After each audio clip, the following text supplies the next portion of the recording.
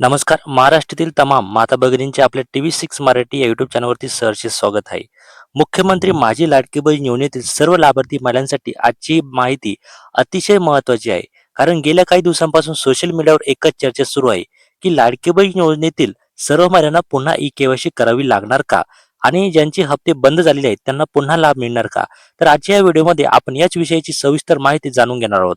त्यामुळे व्हिडिओ शेवटपर्यंत नक्की बघा. बहिणींनो, सर्वप्रथम एक गोष्ट स्पष्ट करून घेऊया. सध्या अनेक महिलांच्या मनात भीती निर्माण झालेली आहे, की काही YouTube चॅनल आणि सोशल मीडिया पोस्टमध्ये असा दावा केला जात आहे, की सर्व महिलांना पुन्हा के-वाय-सी करावी लागणार आहे. मात्र सरकारकडून अद्याप असा कोणताही अधिकृत आदेश जारी करण्यात आलेला नाही.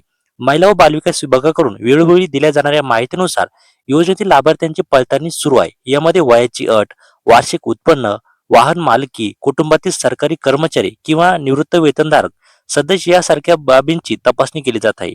याच कारणामुळे काही महिलांचे हप्ते सध्या थांबवण्यात आलेले आहेत. मात्र याचा अर्थ त्यांचे अर्ज कायमचे रद्द झालेले आहेत असा अजिबात होत नाही. राज्याच्या महिला व बालविकास मंत्री आदिताई तटकरे यांनी देखील स्पष्ट केलेले आहे, की कोणाचाही अर्ज सरसकट बाद करण्यात आलेला नाही. ज्या प्रकरणांमध्ये काही शंका किंवा विसंगती आढळलेली आहे त्या अर्जांची पडताळणी सुरू आहे. आता सर्वात महत्त्वाचा प्रश्न म्हणजे ज्यांची ई-के-वाय-सी यशस्वीरित्या पूर्ण झालेली आहे आणि ज्यांना दरमहा हप्ते मिळत आहे त्यांना पुन्हा ई-के-वाय-सी करावी लागणार का? तर सध्याच्या परिस्थितीत याबाबत कोणतीही सक्ती करण्यात आलेली नाही. म्हणजेच ज्यांना नियमित लाभ मिळत आहे त्यांनी अफवांवर विश्वास ठेवण्याची गरज नाही. सरकारकडून नवीन आदेश आल्याशिवाय कोणतीही अतिरिक्त प्रक्रिया करण्याची आवश्यकता नाही. मात्र दुसरीकडे अशा लाखो महिला आहेत ज्यांची ई-के-वाय-सी काही कारणामुळे पूर्ण झाली नाही किंवा ज्यांना लाभ मिळणे बंद झालेले आहेत. या महिलांसाठी पुन्हा एकदा संधी देण्यात यावी अशी मागणी सातत्याने केली जात आहे. अनेक सामाजिक संघटना, लोकप्रतिनिधी आणि विविध नेत्यांनी सरकारकडे याबाबत पाठपुरावा सुरू केलेला आहे. त्यामुळे सरकारकडून नवीन के-वाय-सी पोर्टल किंवा विशेष मोहीम सुरू होण्याची शक्यता वर्तवली जात आहे. तथापि अधिकृत घोषणा होईपर्यंत कोणतीही तारीख निश्चित समजू नका. सोशल मीडियावर फिरणारे मेसेज किंवा व्हिडिओ हे अंतिम निर्णय नसतात. शासनाचा अधिकृत आदेश किंवा विभागाकडून दिलेली माहितीच ग्राह्य धरावी. आता एक महत्त्वाचा मुद्दा समजून घ्या.